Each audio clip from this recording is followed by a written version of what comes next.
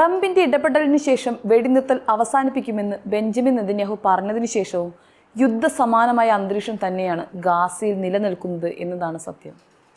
കഴിഞ്ഞ ദിവസവും ഇസ്രയേൽ ഗാസയ്ക്ക് നേരെ ആക്രമണം നടത്തിയിരുന്നു. ഗാസയിലുടനീളമുള്ള ജനവാസ കേന്ദ്രങ്ങളെയും കുടിയിറക്ക ക്യാമ്പുകളെയും ലക്ഷ്യമിട്ടുകൊണ്ട് ഇസ്രയേൽ സൈന്യം നടത്തിയ ആക്രമണത്തിൽ 59 പലസ്തീനികളാണ് കൊല്ലപ്പെട്ടിട്ടുള്ളത്. അതിൽ തന്നെ 28 പേർ ഗാസ സിറ്റിയിൽ നിന്നുള്ളവർ ആണെന്നാണ് ലഭ്യമാകുന്ന വിവരം. ഗാസയിലെ മെഡിക്കൽ പ്രാദേശിക വൃത്തങ്ങളെ ഉദ്ധരിച്ചുകൊണ്ട് അൽ ജസീറയാണ് ഇക്കാര്യം റിപ്പോർട്ട് ചെയ്യുന്നത്. അതിനിടെ മധ്യ ഗാസയിലെ ഒരു ജലശേഖരണ കേന്ദ്രത്തിൽ കുറഞ്ഞത് 10 പലസ്തീനികൾ കൊല്ലപ്പെട്ടുവെന്നും റിപ്പോർട്ടുകൾ സൂചിപ്പിക്കുന്നുണ്ട്. അതിൽ 6 പേർ കുട്ടികളാണ് എന്നുള്ളത് അതിലേറെ കഷ്ടമുള്ള കാര്യമാണ്. ഇസ്രയേലിന്റെ ഉപരോധം നേരിടുന്ന ഗാസയിൽ ക്ഷാമം പടരുകയും ഭക്ഷണത്തിന്റെയും ജലത്തിന്റെയും ലഭ്യത വളരെ താഴ്ന്ന നിലയിലായിരിക്കുകയും ചെയ്ത സാഹചര്യമാണ് ഇപ്പോൾ ഉള്ളത്. ഇപ്പോഴത്തെ സാഹചര്യത്തിൽ അടുത്ത കാലത്തൊന്നും ഇത് മാറാനും പോകുന്നില്ല എന്നത് മറ്റൊരു കാര്യം.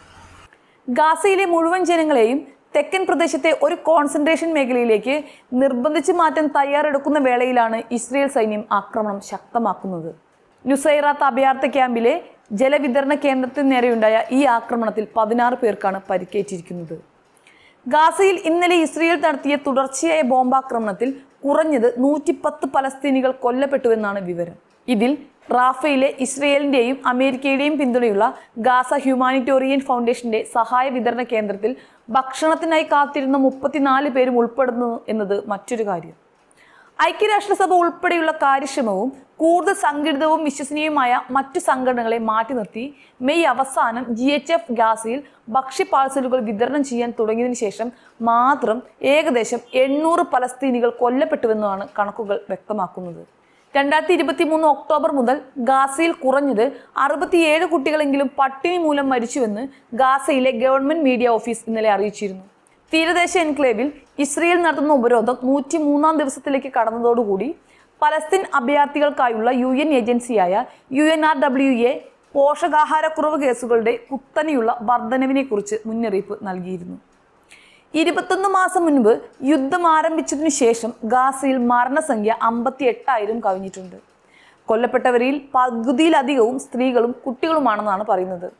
അമേരിക്കയുടെ പിന്തുണയുള്ള വെടിനിർത്തൽ കരാറിനെ കുറിച്ചുള്ള ചർച്ചകൾ ഇസ്രയേലും ഹമാസും തുടരുന്നതിനിടയിലാണ് മരണസംഖ്യ ഇങ്ങനെ വർദ്ധിച്ചുകൊണ്ടിരിക്കുന്നത്.